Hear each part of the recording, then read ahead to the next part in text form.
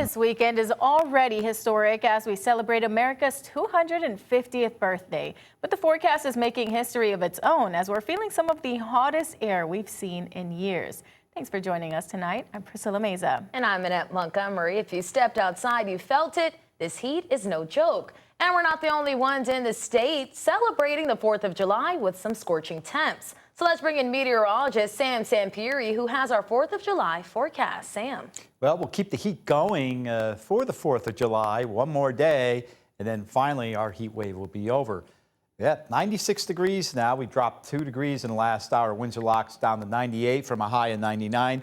Officially, we got to 98 at Windsor Locks, and that's it. So no 2 days in a row of 100, and we didn't come close to the record. We're 4 degrees off. I guess that's close to some. For me, I like to see 100 to 101, but at any rate, dew points dropped off today. It felt a little bit better, even though the heat indices are 100 to a 5 as opposed to 105 and 110. Yes, there's that northwest wind we're talking about. But we are watching I'm not watching cluster showers to the west. They keep dying out. But I'm still concerned because we have so much high heat in place. It doesn't take much. This is a little upper level system moving on by here. And it's a pretty good cluster of thunderstorms here. A lot of lightning strikes. It always looks a lot worse. But basically, these storms have a history of producing gusty winds of up to 60 miles an hour, some penny-sized hail, vivid lightning, and heavy rain. So just keep your eye to the sky in western Connecticut the next couple of hours. But I don't think we're going to get much of anything. Maybe a shower, that's it. Otherwise, anything will die out. Temperature 70 to 75. We'll do it all over again. Temperatures will be a little bit cooler because the clouds are rolling in and we'll get some early showers and then maybe some later storms by tomorrow night during firework time. We'll talk about that in more detail. I'll try to time out the latest guidance on those showers, and we'll talk about the big break in the heat and potentially some much needed rain. A lot going on in that Fox 61 7-day forecast. Ladies? Looking forward to it. Thank you, Sam. And with those temperatures on the rise, people are also increasing another thing, their AC usage. And with so many people blasting their air conditioners, electric grids are under a lot of stress, and so are neighbors' wallets. Fox 61's Alicia Hercules spoke with an Eversource energy expert to learn how you can save energy and money during the heat wave. With temperatures in the 90s, you may be tempted to put your air conditioner as low as it can go. But some people I spoke with say keeping it at a sensible 70 degrees will still do the trick. So if we cannot keep our temperature, our thermostats, at 60 degrees and maybe, 70, 71. Melissa Kaloje, an energy efficiency spokesperson for Eversource, says although crews work on the power grid year-round to prepare for heat waves, excessive air conditioning use can still put stress on it. Jennifer Delorso says in this heat, it is difficult to keep her energy usage low. Yeah, haven't turned it off. She says she's had the air conditioning running for days. Although she normally keeps her AC set to 70 degrees, to save energy, she turns the temperature up when no one is home. I turn it to like 74 or whatever, just so it's not killing it. Kaloje says it's best to avoid constantly turning your air condition on and off through the day. Most will just turn it right up to, say, 70 degrees. So now that system's going to use a lot of energy trying to get it up to that temperature. She says keeping energy usage down will not only help ease stress on the power grid, but also keep your bill lower too. She recommends also using ceiling fans to help circulate the air better in your home. If you have ceiling fans as well, that's even better. You can rotate it counterclockwise at a certain speed during the summer, so it helps circulate and move the air a lot better. Kaloje also encourages people to conserve energy by only using appliances like dryers and dishwashers early in the morning or late in the evening. In Hartford, Alicia Hercules, Fox 61. While you're enjoying your 4th of July picnics and barbecues this weekend, the farmers who grew that food are already working to produce your next meals. It's a job that doesn't quit through a snowstorm or a heat wave. Fox 61's Celine Arif gave a visit to Sunset Farm in Milford to learn how this weather affects their jobs and the crops. Well, it doesn't get more local than this. You can buy your vegetables here, which were grown just yards away in this field. But getting the produce to customers on hot weeks comes with a lot of work behind the scenes.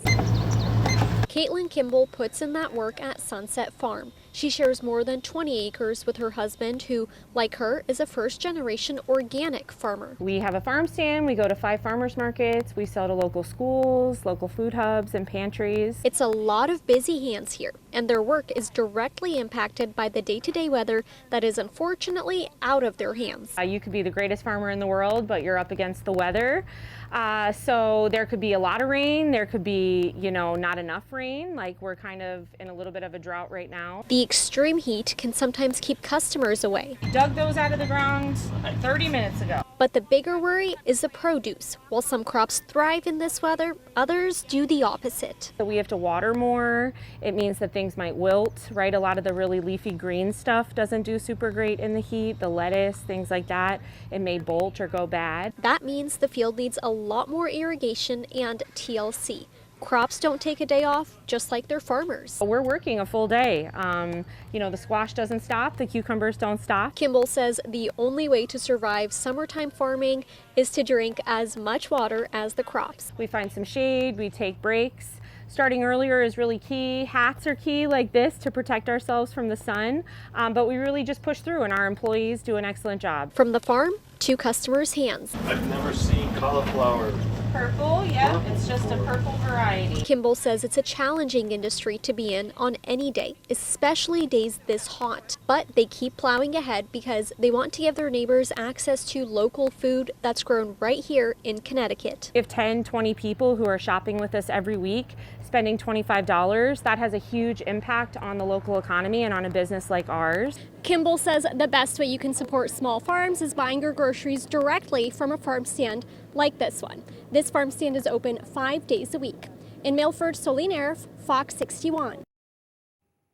And as this heat wave continues, remember you can stay up to date on all things weather related on the Fox 61 app. You can also turn on push notifications for the latest conditions and weather impact alerts. Well, now to some breaking news in the Detroit suburbs. 2 people are dead and 1 person is hurt following a shooting at a mall. Police say it happened after a fight escalated at Fairlane Town Center in Dearborn. There are reports the shooting was targeted and involved 2 people, with an innocent bystander being shot. At this time, police have not located the shooter. We're also hearing another person was hit by a car in the parking lot while trying to run away from the shooting.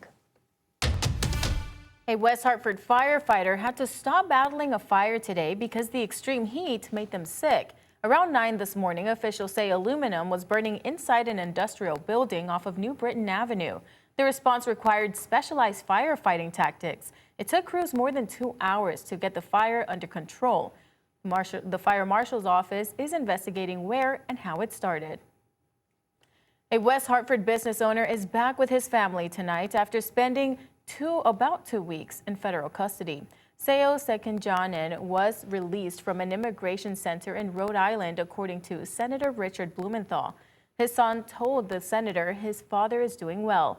Sekunjanen was detained at the Park Road Dunkin' on June 20th, just 3 blocks from his restaurant Portobello. His son witnessed the whole thing. Out of nowhere, 5 unmarked cars surrounded me and my father and my brother. They all came out with guns, automatically wanting for his arrest. They didn't ask for his name, for any identification, and even though I was pleading with the officers, it came to no avail, and they just took him away like a snap of a finger. We're still working to learn why ICE took him into custody. Lawmakers told us Seo has a pending application for lawful permanent residency in the U.S.